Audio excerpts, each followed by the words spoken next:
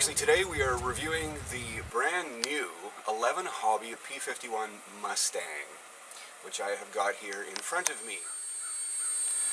The first thing I would like to do is thank Banggood for sending me the review sample. I was one of 5 chosen to review this aircraft. I believe we may be the first ones flying ours. So thank you very much, Banggood. Really? Thank you very much, Toby, for sending me the review sample. It was shipped from China to Provost, Alberta, Canada. You can probably look it up on Google Maps. It's a long way. It's a long way. It made it here in 6 days. There was slight damage to the box. I posted pictures of that. Slight damage to the aircraft as well that may or may not have been, happened during shipping. We're not entirely sure. I can show you something. ElevenHobby's 1100mm Old Crow. Now, if you will notice, ElevenHobby is marketing 1100mm Warbirds. Interesting. I sense something is afoot. And a prop and a cowl and a tail. And a prop and a cowl and a tail and some landing gear. It comes stock with a 4-blade scale appearing, smaller than scale of course, but a 4-blade scale appearing 10.5 by 7 propeller. This is the same propeller that you get on a number of FSM products. If you decide that you're going to break your prop, then you can order this propeller from places such as Ocean RC, perhaps Great Hobbies here in Canada, Hobby Wholesale, that sort of thing. I put this together last night and I posted photographs of what I discovered in my build up on RC groups last night. There were some surprises for me. I'll go over a few of them. Okay, so just a quick look at the tail here. What do we have? We have a tail wheel. The tail wheel is held in by these 4 tiny little screws, which I got to know very well last night. The issue that I had was when I started working on the throws for the rudder, I had a very, very noisy servo in here. If you remove these 4 screws and you pull this assembly up and twist it as you're pulling, you will pop it off the rod for the rudder. It's a pain to get back in, it's a pain to get out. And I believe I have enough throw on the rudder, but for some reason that servo was busy growling away when I had the rudder at full deflection. Who knows why? I put it all back together again. It improved somewhat. We won't know till we fly. You can take the tail wheel off. You'd have to cut the doors off.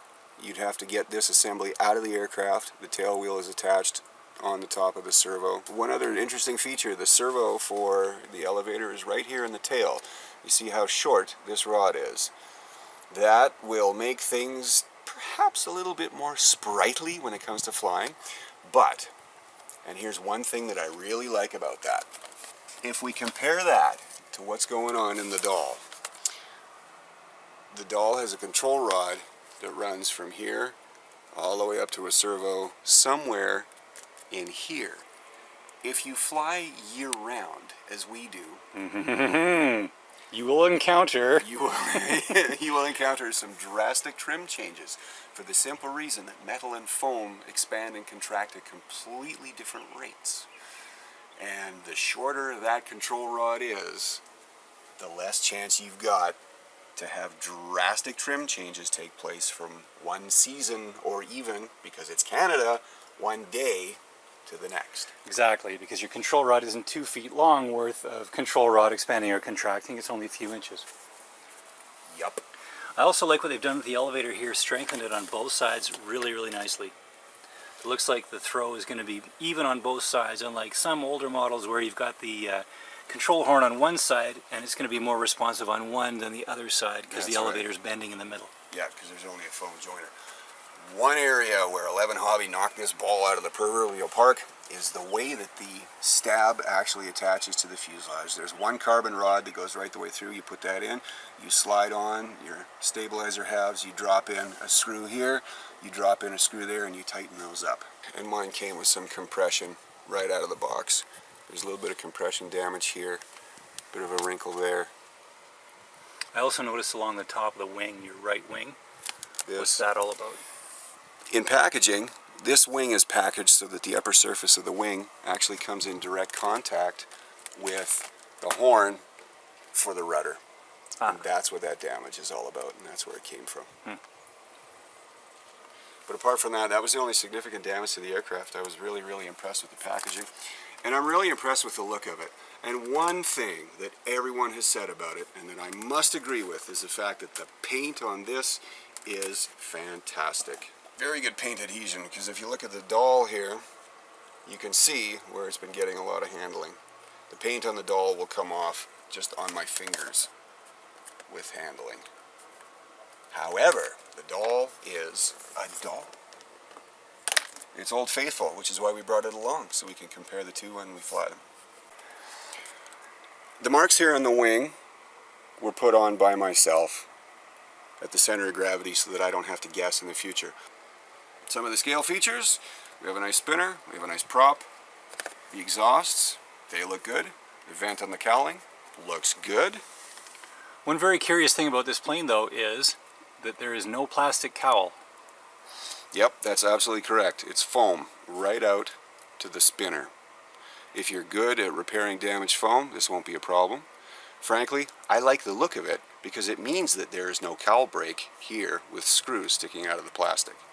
To my eye, I like the way this looks. So how can we help people prepare for the eventuality of wrinkling it when they nose over? Perhaps some packing tape, perhaps some carbon rod underneath through the foam. I think that for now I'm just going to leave it the way it is. I don't think it needs it. It appears that there will be good airflow for cooling. We've got a good entrance here. We've got holes in the spinner here. And we have a nice exit hole here. You could take your Sharpie marker and draw the radiator door there if you want. We've also got an exit hole here. Very well ventilated plane. Very well ventilated. The appearance of the underside is also very nice. Servos, now that we're looking at the bottom, what are we looking at for servos here? Okay, we have 6 9-gram analog servos, 2 in each wing, 2 of them in the tail. We'll get to those. But one thing I would like to draw your attention to, there is no servo tape covering the servos. There's no servo tape covering the leads. What ElevenHobby has done is put in what appear to be just tiny plastic staples. And here, which has been a bone of contention for some of the folks on RC groups, just a piece of clear tape over the wiring here.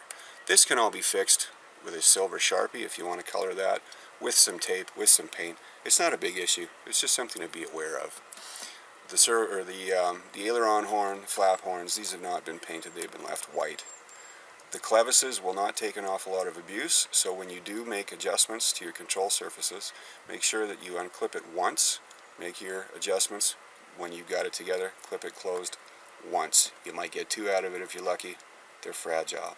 I had an awful lot of adjusting to do to all the control surfaces on the aircraft to get them flush with the wing from here to the wing root. The landing gear looked nice and scale. The wheels and tires look very good. There's an E-clip that holds the wheel on. So if you want to change wheels, keep in mind the fact that it's got an E-clip. It's not a collar with a grub screw. Some folks may like that, some folks may not.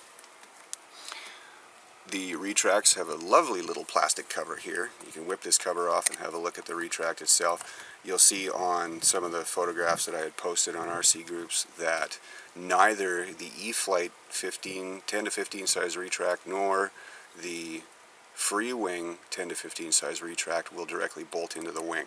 So if you decide that you want to smash this, you may have to be going to FMS. There are 4 wing bolts. You'll notice that each one is a hex head bolt. It has been suggested that ElevenHobby perhaps include the Allen key for the hex head bolt. However, I would recommend just supplying us with a Phillips head screw because everybody's got a Phillips screwdriver lying around. ElevenHobby says that the aircraft can be assembled in 15 minutes. And it took me 20 minutes to go through the house and find an Allen key that fit these screws. Okay, so it does not come with the Allen key necessarily to put the wing on. It does not come with the Allen key necessary to put the wing on.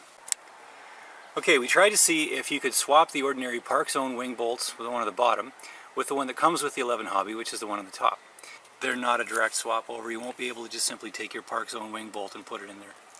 There were a number of folks on RC groups who thought that perhaps this Old Crow was a repop of the Girofly. It turns out that it's not. One thing that I really liked about ElevenHobby's Old Crow was the position of the battery compartment. For those of you that are power freaks, you are going to have to carve to get a 4S battery in there. However, what this does is it completely and totally removes any guesswork when it comes to locating the center of gravity. Your 2200 milliamp 3S will slide in there just perfectly. There's one thing that I need to add, and that is a number of you will probably own Park Zone, or as we like to call them, Puff Zone batteries that resemble this one. Yay, Puff Zone! If you notice, your Puff Zone battery is not going to go in without a fight. If I force this, I'll split the cowling. So what this means is, I can only fly this aircraft with batteries that aren't puffed. And not even a little either. That's a tight fit as it is. It's a very tight fit as it is. This puts me right on the center of gravity, which is approximately 1 to 1.5 centimeters ahead of this panel line on the wing. The downside is that to get the battery out, you're going to have to come up with some way so that you don't have to pull on the battery cables to get the battery out of the airplane. I've got a Spectrum AR610 in this one, mounted here. I trust this receiver for the simple reason that it's been living in my Park Zone Focke-Wulf 190 for the past year. The Park Zone has been crashed enough times so that I know that this receiver can handle it. So this kit came with no receiver? The kit is basically plug and play, which means there's no receiver, no battery, no transmitter. Supply your own battery, supply your own power, supply your own receiver, and your own transmitter. I'll be flying it with a DX6i. One thing I did do on my build, before I had actually installed the stock propeller, was I tested to see if there were other props in my collection that would simply bolt onto the aircraft. The reason why I did this is that these small foamies tend to nose over an awful lot on takeoff on grass fields. In order to fit a two-blade prop onto this airframe, you're going to have to modify the spinner ever so slightly to give yourself some clearance. One nice thing about the kit as it comes from Banggood is that you get 2 of these propellers. So I figure that we can at least have 2 attempts at a takeoff. All right.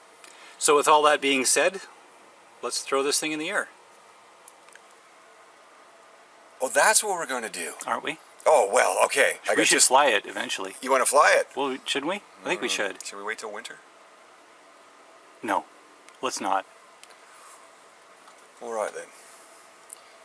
We are going to fly this P-51 Mustang. For the sake of jigs, we'll be very careful with the throttle and the elevator. Yeah, be careful with the throttle there, you got. Careful with the throttle and the flaps down, gear down over the trees, and a little bit of throttle, and watch your elevator. I had to do that, Jigsy, because your videos have been an inspiration for all of us on RC groups. That's a little slanted, but I spend most of my time on RC groups. I'm still, for all intents and purposes, a noob there. I've only been flying for about 18 months, maybe 2 years tops.